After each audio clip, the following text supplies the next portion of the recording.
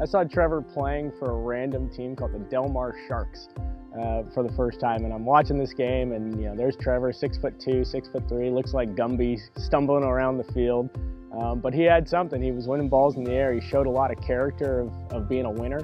And I remember telling our two assistants at the time, man, you got to come watch this random team. This kid's got something, and he's got something that we don't have in our program. And it's going to take work. He's going to be a little bit of a project, but I think he can do it. And so we all watched him play. We brought him up here on a visit, and the second you met him, that's the kind of kid that you wanted in your program, and he excelled ever since. Trevor was everything you want in a Division I athlete. He was an incredible teammate. He embraced every role that you gave him. He was a leader. He was tough as nails. He was great off the field, incredible in the classroom with his teammates. Community service. Trevor really did everything that was ever asked of him. No questions asked, just put his nose down and grinded and got it done with a smile on his face every day. Trevor helped put us on the national scene from his freshman year, and we haven't looked back since. He scored some huge goals for our program.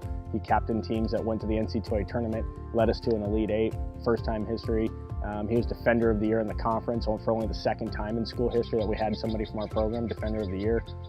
He was monumental in bringing our program to get national attention and really propel us to that next level that we were looking to get to. Trevor's biggest strength was just his character. He leads by example. His work ethic is tireless. He's strong, he's tough, he's everything a winner would do on the field in terms of competing, in terms of leading, scored goals, did everything that was asked of him on and off the field. And again, just really led our team to new heights, things that we hadn't experienced before. On behalf of St. Mary's College and our men's soccer program, it's my pleasure to induct Trevor Newquist into the 2019 St. Mary's College Athletics Hall of Fame. Congratulations, Trev. I love you.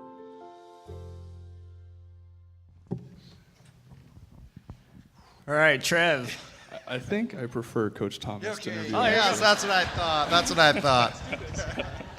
All right, Trevor. You remember those times after you were done playing soccer and we were playing noon ball? Oh, yeah.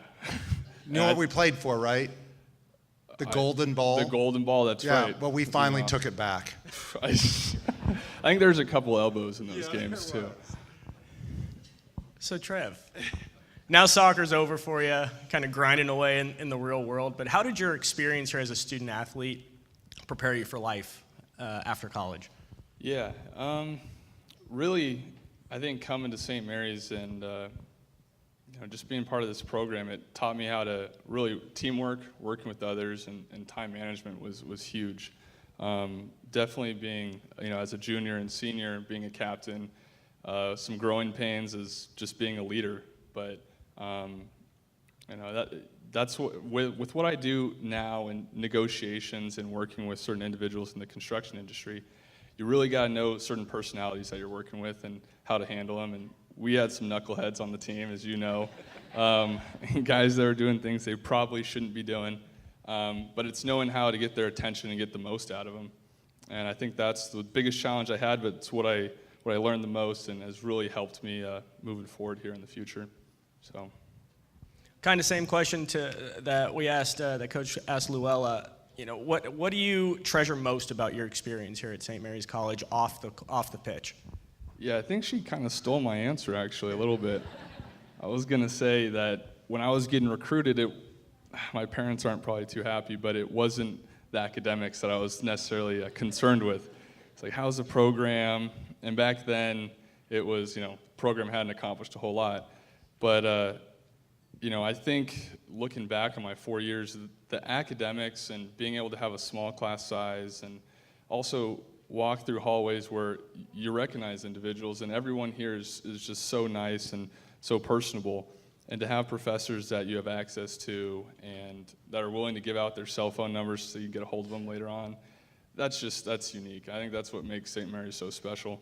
And it definitely wasn't you recruiting me that brought me here. I think it was everything else. But actually a good story, when I first heard about St. Mary's and got that first letter from you, I remember going to my mom and being like, hey, I've never heard of St. Mary's before. Where is this place? And she's like, well, your grandparents live in Orinda. You know, it's in the backyard. It's like, oh, really? And she's like, I also got my master's at St. Mary's. So, yeah, learned real quick, but it has been just amazing. I live in Walnut Creek. I grew up in San Diego and just really have never wanted to leave the Bay Area. It's amazing, and to be able to be only 15 minutes away from campus and come back and give you a hard time is always a blessing, that's for sure. And Gunnar and Linda, just so you know, I only talk to them about academics when I recruit them, nothing else at all. Trev, what's your favorite athletic memory from St. Mary's?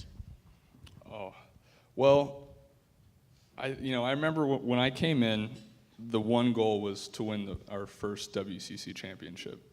And that's what we talked about, from day one and moving forward. And coming in as a freshman, you think, oh, that's a piece of cake. You're in high school, you're winning a bunch of championships, and you just assume that it carries over to college. And I quickly learned those first 2 years that it's just not that easy. We have 30 guys on a team, and you need each and every one of them.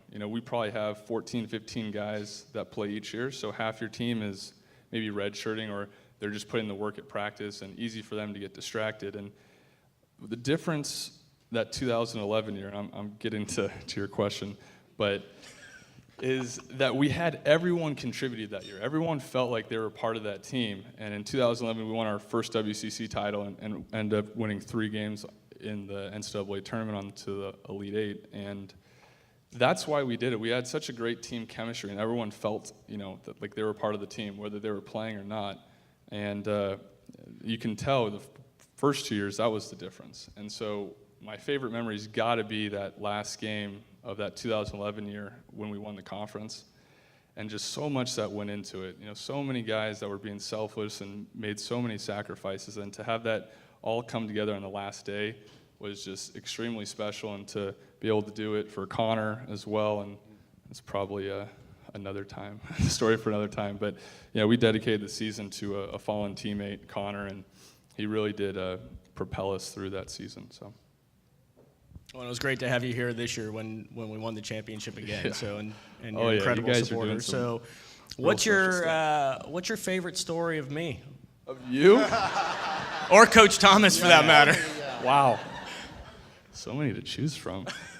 I don't have that much time. Well, oh man.